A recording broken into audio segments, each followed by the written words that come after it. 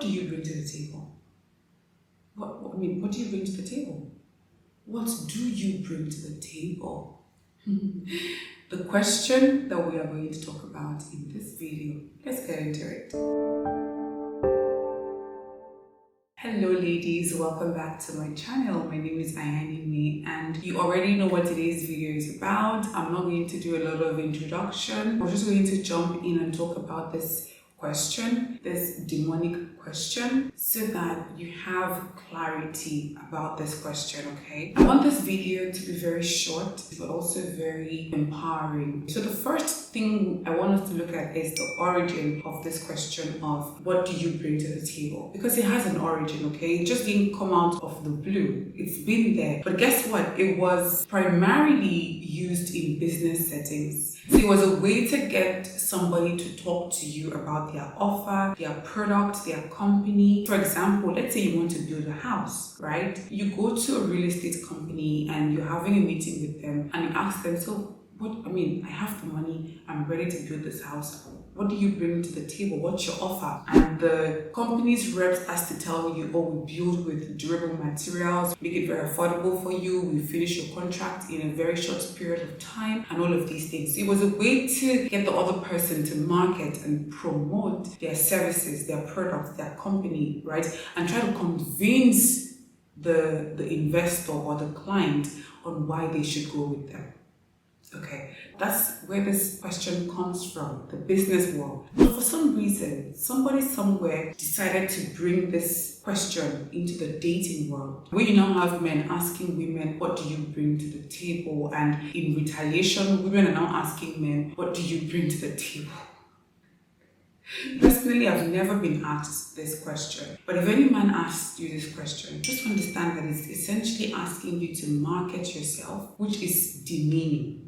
Okay, I don't care what you tell me. It means that he cannot see any value in you and he wants you to market yourself and audition for him. Is that not demeaning? Because in essence, you should start saying things like, Your Highness, I'm going to put my acting skills to use now. Okay, so the first thing I bring to the table is that I'm a very good cook. I make intercontinental dishes, I make local cuisines, I'm very good in the kitchen. The second thing I bring to the table is that in the other room, if I handle you, if I take care of you, you will not look at another woman ever again.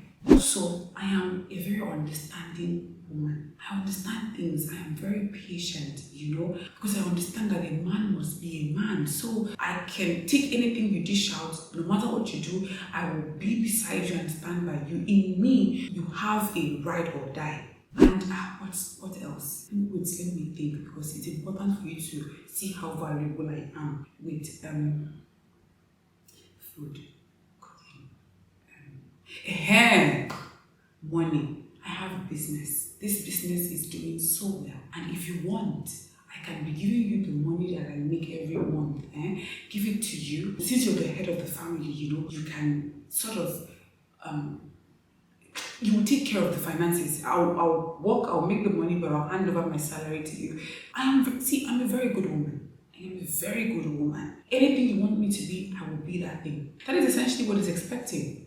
For you to market and promote yourself and tell him why he should choose you. This is something you have to understand. Any man asking this question has no intention of getting to know you, because getting to know someone means putting in the time, putting in the effort, and even putting in resources. I mean money, because he would have to take you out on dates and get to talk to you and experience you. And he cannot do that because there is a chance he's chasing 50 other women. So you quickly do the work for him, market yourself, and let him know if you fit into the grand scheme of things. That is the reality. We all know that by simply spending time with someone, you get to know them. You get to know their strengths, their weaknesses. You get to see the reasons why they are valuable to you. The process of experiencing somebody for yourself is something you cannot fast forward. But men who ask this question want to do just that. And by the way, what type of man would actually want to take a woman's word at face value without first finding it out for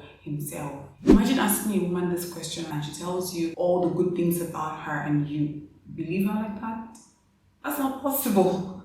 You see why it's a lose-lose situation? You see why it's not a good question? You see why it's a demonic question? Because I would hope that we have a bit of sensibility to sort of like not take people at face value and rather get to know them for ourselves and experience them. You see?